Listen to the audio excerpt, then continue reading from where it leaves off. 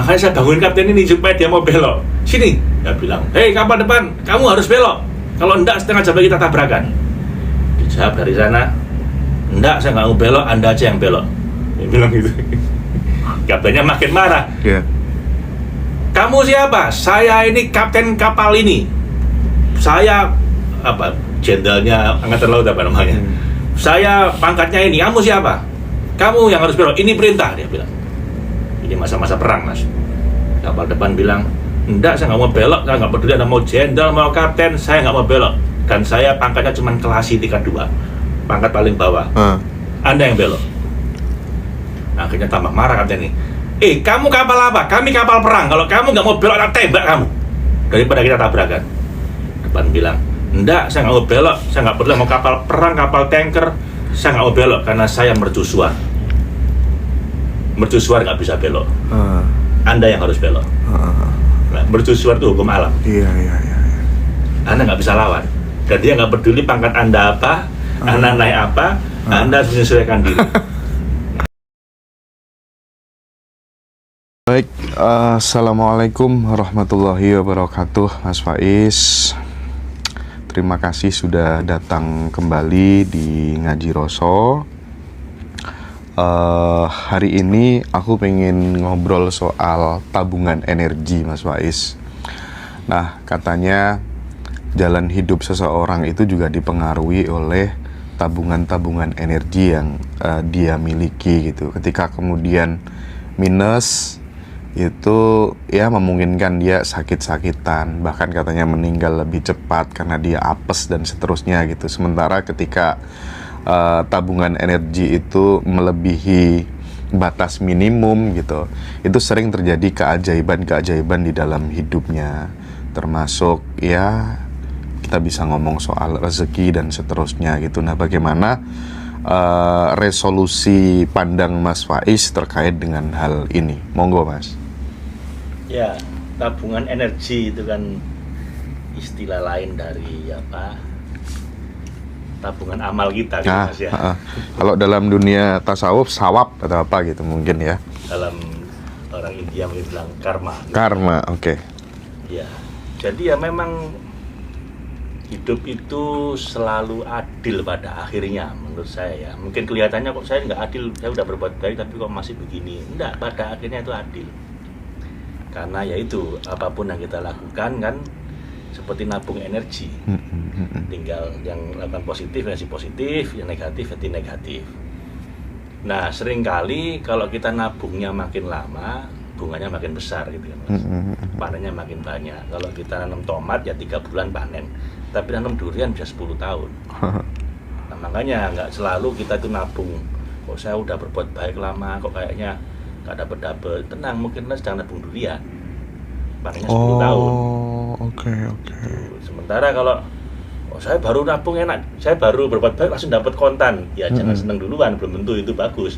Mungkin ya itu sedang nanam tomat, langsung panen gitu. Ya. Tapi satu aja harus diingat bahwa semuanya nggak akan kemana-mana, pasti balik ke kita. Kalau dalam perang Islam bilang famay ya'mal mithqala dzarratin khairan yarah, pasti balik gitu. Ya. Pada akhirnya kalau dalam orang India bilang itu karma itu pasti akan ngejar kita kemanapun kita berada. Dan kalau nggak lunas di dunia ya di akhirat nanti dapatnya. Jadi saya kira fokus saja nabung terus. Saya punya teman namanya Pak Hamid itu sangat yakin dengan ini. Jadi selalu bilang pokoknya aku ini kerja ya niatnya untuk nabung energi tadi itu. Kalaupun aku nggak dihargai sama bosku misalnya, pada akhirnya pasti balik ke aku kok. Dia sangat yakin itu. Dan dia ngingetin orang-orang yang kalau misalnya mungkin dia istilahnya makan gaji buta begitu ya. Iya. Istilahnya dia kerja dikit dapat banyak gitu. Dia bilang hati-hati karena pada akhirnya kamu harus bayar juga itu. Kalau ternyata kamu nabungnya dikit kok dapatnya banyak di awal, hati-hati nanti bayar di belakang yang repot nanti. Dan itu kadang-kadang kena anak cucu kita, Mas. Jadi bisa jadi yang dapat bayaran bukan kita, bisa jadi anak cucu kita yang melahirkan bayinya cacat mental. Diusut sama dokter ternyata banyak ibu-ibu yang ketika hamil itu depresi, dia minum obat antidepresan digabung sama alkohol. Nah itu yang berdosa, yang salah kan ibunya, yang nanggung anaknya. Jadi kalau kita hidup dengan ubah seperti itu jadi enak mas. Jadi kita pokoknya berbuat baik terus saja. Kalaupun nggak dapat hasilnya sekarang, ya pasti akan dapat nantinya. Semakin lama ditabung semakin gede. Kalau pernah kena kita, kena anak cucu kita. Kalau pernah di dunia, pasti di akhirat. Sebaliknya juga, kalau berbuat buruk, pasti panen. Ngunduh woing pakarti katanya. Ngunduh woing pakarti katanya orang Jawa ya. Nah, ini kan agak relate juga di tengah-tengah masyarakat kita ketika kemudian, loh, dia itu loh keturunan orang biasa, tapi kok bisa seperti itu gitu. Oh pantas, dulu orang tuanya rajin tirakat, rajin berbuat baik dan seterusnya, kan sering mas ya ada fenomena seperti itu. Itu berarti menjawab apa yang kita bahas itu ya? Oh iya, saya sangat meyakini sekali. Saya itu menurut saya bisa hidup senyaman ini karena mungkin tirakatnya orang tua saya, kakek saya. Ya mungkin beliau belum panennya di saya. Makanya sekarang giliran saya mentirakati anak cucu saya. Kemarin sih tadi pagi saya bilang gitu. Mas, anak sampean yang pertama dulu kan ditirakati. Saya puasa 41 hari itu. Anak saya yang pertama itu, akhirnya sekarang dia kuliah di Turun tuh. Dapat beasiswa, itu habis di 5 miliar tuh mas. Tirakat 40 hari? Iya, jadi saya dulu pertama kali pengantin baru sampai saya itu nggak bisa berhubungan sama saya. Iya. Dia selalu kayak ketakutan gitu. Akhirnya ke guru saya dibilang, udah kamu puasa dulu. Untung kamu belum berhubungan, dia bilang itu. Jadi saya puasa 41 hari baru bisa berhubungan dengan suami istri. Terus jadilah anak saya yang pertama itu. Lah anak kedua ketika saya belum sempat, terlanjur udah sibuk, udah nyaman begitu kali ya. Iya. Nah akhirnya saya bilang, anak kedua ketika belum nggak adil. Makanya sekarang ya anak pertama kan gampang tuh. Kita nggak usah ngapa-ngapain, dia tuh udah kayak soleh sejak lahir dah. Udah baik terus itu sampai sekarang. Sementara kedua, ketiga ini kan juga perlu mas, biar mereka nggak struggle gitu. Iya nanti nunggu. Karena harus cuma 2 bulan tuh sama guru saya, cuma Muharram sama Rejab. Nah, konsep-konsep tirakat seperti itu bisa nggak mas Faiz dimodifikasi gitu? Misalnya gitu ya, kita yang sudah nyaman gitu ya, malas tirakat gitu. Mending aku misalnya punya rezeki lebih gitu ya, terus kemudian kita kasihkan ke orang yang hidupnya sangat menderita gitu, terus kemudian tabungan energinya kita dedikasikan untuk perkembangan dan jalan hidup si anak kita. Itu gimana mas Faiz? Sangat bisa kan, bentuk tirakat yang paling tinggi menurut saya ya berkhidmat pada hamba Tuhan yang lain kan.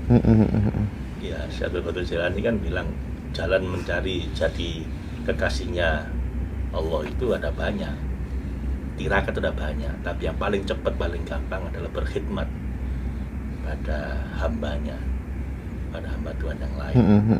Itu yang paling bagus. Bisa tabungan energi yang paling besar itu mas.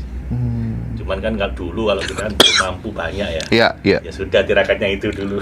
Oke. Saya pun sekarang udah jarang tirakat dalam arti untuk pribadi, misal puasa atau zikir atau saat malam itu ya kayak zaman muda dulu kan. Tapi kata guru saya, enggak apa-apa karena tirakatmu sekarang itu beda. Tirakatmu sekarang itu ya berkhidmat pada hamba Allah yang lain, terutama yang susah-susah itu. Tapi kan terkesan agak agak transaksional gitu kita sama Tuhan gitu. Tuhan, aku melakukan kebaikan ini, aku tukarkan nanti supaya ini. Nah bagaimana apakah itu memang bagian dari fase yang harus atau gimana mas Faiz? Ya untungnya kita punya Tuhan tuh maha pengertian. Oke, tukar mic mas, tukar mic ya, yang kecil yang kecil ya. Untungnya Tuhan itu maha pengertian gitu ya. Iya, maksudnya pengertian bagaimana Allah itu memperlakukan hambanya sesuai level spiritualnya mas. Ya kalau emang levelnya masih transaksional ya tetap diterima. Kan ada 3 level kan. Ada yang level yang karena takut kan gitu. Ya diterima, makanya ada ayat-ayat tentang neraka itu kan untuk orang yang level spiritualnya masih anak-anak yang memang nggak mau berangkat kalau nggak ditakut-takuti kan begitu. Ada yang kedua level transaksional, level pedagang yang nggak mau berbuat baik Kalau tidak ada balasannya, maka sediakan surga. Tapi ya mudah-mudahan kita masuk level itu terus, naik-naik. Ya harusnya kan masuk level cinta di mana nggak ada pamrih lain selain karena cinta. Tapi itu alhamdulillah Tuhan itu ya maha pengertian. Nggak akan memperlakukan hambanya sesuai dengan standar dia, tapi standar hambanya masih level mana sih? Ya sih kamu gitu, tidak apa-apa. Yang penting berbuat baik. Kan gitu, daripada berbuat jahat. Iya. Jadi konsep tirakatnya kalau misalnya kayak puasa gitu, kalau Mas Faiz kan sebelum anak itu lahir gitu, meskipun itu sudah lahir juga bisa, dan bisa nggak itu diijazahkan secara umum gitu? Ya masih sangat bisa, sepanjang kita hidup ya kita mestinya harus selalu tirakat ya. Dan itu anak-anak kita akan kena efeknya loh Mas. Makanya saya tuh percaya pada apa namanya, saya yakin bahwa orang tua itu kalau lakunya udah bener, nggak usah banyak menasihati anak. Nasihatnya lakunya itu. Oh, nasihatnya lakunya kita itu ya? Itu kan nasihat yang paling keras Mas. Iya.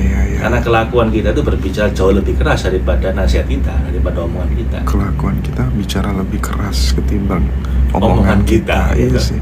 Nah, sementara ada orang tua nggak mau punya laku bener, pengennya nasihati terus, ya bosan anak-anaknya. Susah. Loh, saya ini belajar itu parenting sampai sertifikasi. Iya. Sampai Amerika dan lain-lain kan, bidang saya dari kuliah itu dulu namanya Family Science and Human Development. Jadi memang tentang masalah keluarga. Tapi kalau saya ditanyain apa hal paling penting supaya punya anak yang baik, satu aja, kita sendiri jadi orang baik, titik. Kita sendiri jadi orang baik. Insya Allah nanti anak-anak kita akan ikut. Kalaupun dia sempat nakal, sempat remaja, masih uling begitu, nanti akhirnya jadi orang baik. Oke. Kalau kita sendiri orang baik ya. Yang susah itu kalau kita gupum ingin mengubah anak kita tapi nggak mau mengubah diri kita sendiri, lah itu yang repot. Susah itu. Berarti ketika kemudian ada sesuatu yang tidak sesuai dengan ekspektasi, even itu adalah anak, pasangan hidup, keluarga, pertama kali yang harus diubah, yang harus diberesin adalah respon di dalam yang harus diubah. Loh iya, ya diri kita sendiri. Diri kita sendiri. Dan bagian dari diri kita yang mana yang perlu dirubah gitu. Kan ada banyak nih. Kita harus mengubah diri kita. Apa yang saya rubah gitu. Dua, karakter sama kompetensi. Karakter itu akhlak, kebaikan hati, siapa diri kita, who you really are inside. Kompetensi ya apa yang bisa kita lakukan. Nah, dua itu kita lakukan, kita layak untuk dipercaya, trustworthy. Nah itu dua itu yang perlu kita rubah pertama-tama. Kenapa kok saya punya anak-anak kayak gini ya? Yang pertama, apa saya udah baik secara karakter. Yang kedua, apa saya udah punya ilmunya untuk bagaimana parenting, kompetensi. Nah baru nanti yang ketiga itu baru hubungan kita dengan anak itu. Itu namanya bikin tabungan emosi. Rekening emosi. Rekening emosi, emotional bank account katanya Stephen Covey. Nah itu, begitu tiga itu kena, 80% masalah anak kita beres dah. Satu, perbaiki diri di level karakter. Kedua, perbaiki diri kompetensi ilmu. Yang ketiga, perbaiki hubungan dengan anak. Sudah, kelar. Sisanya itu anak kalau banyak ngomong, anak akan gitu. Konkretnya gimana? Memperbaiki diri di level emosi, terus kemudian hubungan dengan anak, kompetensi itu konkretnya biar langsung bisa diterapkan teman-teman gimana? Ya gampang, kalau Anda pejabat jangan korupsi gitu. Oke. Kalau Anda guru, ya jadilah guru yang baik. Karakter Mas, karakter kan simpel, masa perlu penjelasan? Artinya jujur, ya berintegritas, jangan nyolong, jangan dolimin orang, jangan melanggar haknya orang, itu namanya karakter. Yang kedua kompetensi, ya perbaiki terus ilmunya tentang parenting, tentang banyak hal ilmu kehidupan kayak gini, ngaji Rasul, ini kan ilmu juga. Iya. Nah, begitu kita mencapai level karakter kompetensi memadai, kita menjadi orang namanya trustworthy, layak dipercaya. Tapi belum terpercaya, masih layak dipercaya, belum trusted, masih trustworthy. Karena untuk dari trustworthy menjadi trusted itu perlu namanya track record, perlu namanya tabungan emosi. Kita sedang hubungan dengan orang-orang ini. Nah, ada 17 macam tabungan emosi katanya Stephen M. R. Covey dalam bukunya The Speed of Trust. Dia bilang kalau Anda pengen trusted, pertama Anda dulu layak dipercaya. Setelah Anda layak dipercaya, Anda bangun hubungan orang itu supaya dia benar-benar percaya sama kita. Mas Hendra kan belum percaya sama saya sampai Mas Hendra mungkin ada hubungan dengan saya, kemudian Pak Faiz ternyata begini ya. Kalau janji ditepati gitu ya. Yang ngomong kejelekan saya di depan orang banyak gitu kan. Loyal to the absent, kemudian apa lagi? Kalau salah kita minta maaf, orang lain salah memaafkan, memahami orangnya, terus nggak banyak rahasia, transparan. Itu ada 17 macam tabungan emosi yang buat orang makin lama makin percaya sama kita. Nah 3 itu Anda penuhi, kawan-kawan. Nggak hanya dengan anak, dalam semua hubungan antar manusia beres. Yes. Karena namanya the speed of trust. Orang itu kalau udah percaya, semua jadi mudah, semua jadi cepat, semua jadi murah. Begitu udah nggak percaya, jadi lama, jadi ribet, jadi mahal. Apapun itu. Kalau saya bilang low trust society. Gara-gara kita nggak saling percaya, akhirnya jadi repot. Low trust society itu jadi apa? Kalau sandal aja jadi harus dimasukin ke kotak, jadi lama, jadi ribet. Mau naik pesawat aja jadi akhirnya pemeriksaan macam-macam. Kenapa? Karena low trust, karena kita nggak percaya sama orang. Tapi begitu semua serba percaya, jadi cepat, jadi murah, jadi mudah. Ada orang telepon sama saya, Pak Faiz boleh nggak utang 50 juta? Oh iya, saya transfer langsung. Kenapa? Karena saya tahu orangnya gitu. Trusted gitu. Tapi kalau coba nggak trusted, 2 juta aja kita usut. Oh iya. Enggak, sebentar, bayarnya kapan gitu. Iya. Jadi ribet.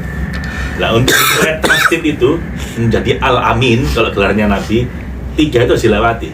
Karakter harus benar, kompetensi harus benar sehingga layak dipercaya. Yang ketiga, bangun tabungan emosi sehingga trusted. Nah begitu trusted, selesai, semua jadi gampang. Itu berlaku dengan anak, dengan pegawai, dengan orang lain, dengan rekan bisnis, dalam semua hubungan antar manusia. Kita memiliki atau membuat situasi di mana semuanya dengan kehadiran kita itu menjadi aman gitu ya, dan orangnya disebut sebagai amanah, doanya amin gitu. Gelarnya al-amin. Al-amin gitu Nabi ya. Dulu begitu gelarnya. Oke. Nah, mudah-mudahan tapi gini Mas Faiz, langkah yang kita lakukan sebagai seorang suami, sebagai seorang ayah untuk memperbanyak rekening emosi kepada anak dan kepada istri itu konkretnya gimana? Nah itu membangun ada namanya tabungan emosi ada 17 ya. Yang pertama, kalau janji ditepati. Janji ditepati. Dan janji itu makin susah ditepati, makin gede tabungan emosi. Bikin percaya. Udah. Iya, udah. Iya benar tuh. Bersama saya. Cari sosis tuh ya. Ya. Yang kedua, pahami orangnya. Karena kalau kita nggak memahami orangnya, kita berusaha berbuat dengan dia, disalah pahami nanti. Iya. Ada namanya teori 5 bahasa cinta gitu kan ya. Ada teori namanya hot buttonnya orang itu apa. Jadi jangan perlakukan orang sebagaimana kita ingin diperlakukan. Ada game bilang perlakukan orang lain sebagaimana kita ingin diperlakukan, disebut dengan the golden rule, aturan emas. Saya nggak sepakat dengan itu. Karena bagi saya yang benar bukan aturan emas, bukan golden rule, tapi diamond rule. Nah, itu lebih mahal ya. Maksudnya apa? Perlakukan orang lain sebagaimana dia ingin diperlakukan. Kenapa? Karena saya dan dia kan beda. Saya seneng sop buntut, iya. kolesterol. Nah dia mungkin kolesterol tinggi, saya kasih sop buntut karena saya seneng sop buntut. Tentu dia seneng. Bunuh saya itu gimana? Saya raputin sop buntut mas. Jadi harus tahu orangnya gimana, pahami orangnya. Kemudian loyal to the absent, setia pada yang tidak hadir, yang nggak gosipin dia. Iya. Pantang ngomong kejelekan orang itu kalau orangnya nggak ada, kecuali mau cari solusi ya. Kecuali mau cari solusi, sekedar untuk ngomong kejelekannya, enggak. Karena kalau kita backbiting, gigit dari belakang, itu kita melakukan namanya karakter suicide, bunuh diri karakter.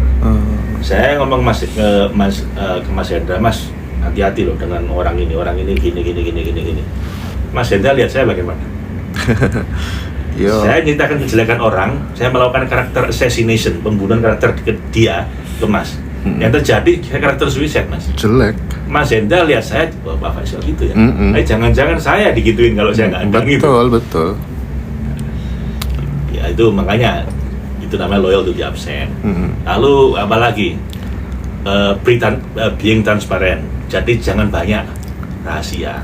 Oke. Karena orang itu semakin nggak percaya ketika kita banyak rahasia. Iya. HP dikasih password macam-macam, kemudian ya you are as sick as your secret katanya. Oke. Kata para psikolog.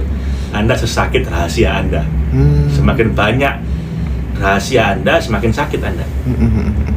Semakin kita open book, kita nggak apa adanya, nggak ada rahasia, semakin kita relax, orang pun semakin percaya sama kita. Apalagi misalnya tadi, kalau salah minta maaf. Iya. Nggak pakai gengsi walaupun sama anak, walaupun sama istri. Kalau orang lain salah, mudah memaafkan. Nggak menyimpan kepahitan di hati kita. Itu tabungan emosi semua. Being kind, kalau misalnya anak membukain pintu, mungkin gendong anak, atau mungkin bukain pintu untuk istri. Being kind, just a simple kindness. Ada John Goodman itu pakar masalah pernikahan. 1 di antara 10 orang paling berpengaruh untuk urusan psychology of relationship. Kenapa dia punya namanya laboratorium cinta di University of Washington di Seattle. Saya berguru langsung dengan beliau. Dan beliau bilang, kunci hubungan yang baik itu adalah small things a lot. Jadi kebaikan-kebaikan kecil tapi sering. Sering. Itu kuncinya. Ya sekedar kebaikan-kebaikan kecil tapi sering. Nah itu harus sering dilakukan pada anak maupun pada istri. Itu kalau 100 kan udah 17 Mas. Ya. Oke. Mas, ini pertanyaan terakhir di segmen pertama ini. Kadang kita itu meyakini sesuatu itu sangat yakin, tapi nggak terjadi. Tapi di sisi lain kadang kita nggak terlalu yakin, tapi justru malah terjadi gitu. Nah, kenapa bisa terjadi fenomena seperti itu? Ya, karena hukum alam ini kan nggak peduli sama kita sebenarnya. Oke. Kalau katanya Stephen Covey gini, saya itu memetakan ada 3 madzhab ilmu pengembangan diri, Mas. Mungkin agak baca ilmu ngaji Rosso ada tiga madzhab besar. Madzhab pertama itu motivasi, bahwa kalau saya pikir bisa, saya pasti bisa. Iya. Semua tergantung keyakinan saya, gitu kan? Nah ini madzhab pertama. Oke. Saya sering menyebut tokoh utamanya Tony Robbins. Tony Robbins ini the greatest motivator in this generation. Sampai sekarang ini motivator paling top di dunia sampai saat ini, generasi kita ini. Kuncinya dia bilang self-centered, jadi semua tergantung saya. Kalau saya yakin pasti bisa. Itu level pertama, Mas. Saya ikut training beliau sampai level trainer. Saya bisa jalan di atas api, trainernya begitu ya. Nah, yang kedua, madzhab kedua, ini bilang, loh enggak, hidup ini pusatnya bukan saya, bukan kita, tapi hukum alam. Hukum alam. Jadi kalau pertama namanya self-centered, yang kedua namanya principle-centered. Oke. Ini ada sunatullahnya. Principle-centered. Dan sunatullah itu nggak peduli kita percaya apa tidak, kita yakin apa tidak. Kalau Anda melanggar ya Anda kalah. Misalnya ini lantai 22 kan Mas. Iya. Saya bilang kalau saya pikir bisa terbang, saya bisa terbang. Saya yakin bisa terbang, saya yakin-yakinnya. Kalau Anda lompat, ya Anda terbang masuk ke bawah. Iya. Ya terbang. Iya, karena sunatullah itu Anda bisa milih perbuatan Anda, tapi Anda nggak bisa milih akibatnya. Ada kereta lewat, Anda bisa milih nyebrang atau diem dulu. Tapi begitu Anda nyebrang, Anda nggak bisa milih akibatnya, ketabrak.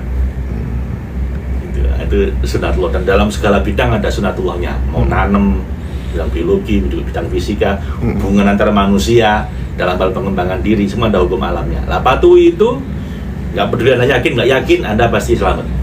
Anda langgar itu, yakin nggak yakin, Anda kalah. Nah, ini yang madzhab yang kedua. Ini Stephen Covey tokohnya. Saya dulu madzhab pertama sama saya SMA. Tony Robbins ya. Sampai saya kenal Stephen Covey, baru saya pindah madzhab. Yang kedua. Madzhab yang kedua ini Stephen Covey. Stephen Covey itu menarik. Ketika dia masuk ke tempat training dia, biasanya dia kan ngomong gini, it was dark and stormy night. Malam itu gelap dan penuh badai. Tiba-tiba di sebuah kapal ada yang teriak, Captain, wake up, Captain. Kapten, bangun Kapten. Ada apa? Di depan kita ada kapal yang pas di hadapan kita, dimana kalau dia nggak belok kita tabrakan nanti setengah jam lagi. Nah, suruh dia belok, nggak mau Kapten. Nah terus Makanya saya bangun kapten ini supaya dia mau belok. Sini, dia bilang, hei kapal depan, kamu harus belok. Kalau enggak setengah jam lagi kita tabrakan. Dijawab dari sana, enggak, saya nggak mau belok, Anda aja yang belok. Dia bilang gitu. Kaptennya makin marah. Yeah. Kamu siapa? Saya ini kapten kapal ini. Saya apa? Jenderalnya angkatan laut apa namanya? Saya pangkatnya ini. Kamu siapa? Kamu yang harus belok. Ini perintah, dia bilang. Ini masa-masa perang, Mas. Kapal depan bilang, enggak, saya nggak mau belok. Saya nggak peduli Anda mau jenderal, mau kapten. Saya nggak mau belok. Dan saya pangkatnya cuma kelasi tingkat 2, pangkat paling bawah. Anda yang belok. Akhirnya tambah marah kapten ini. Kamu kapal apa? Kami kapal perang. Kalau kamu nggak mau belok, tak tembak kamu. Daripada kita tabrakan. Depan bilang, enggak, saya nggak mau belok. Saya nggak peduli mau kapal perang, kapal tanker. Saya nggak mau belok karena saya mercusuar. Mercusuar nggak bisa belok. Anda yang harus belok. Nah, mercusuar itu hukum alam. Iya. Anda nggak bisa lawan. Dan dia nggak peduli pangkat Anda apa, Anda naik apa, Anda harus menyesuaikan diri.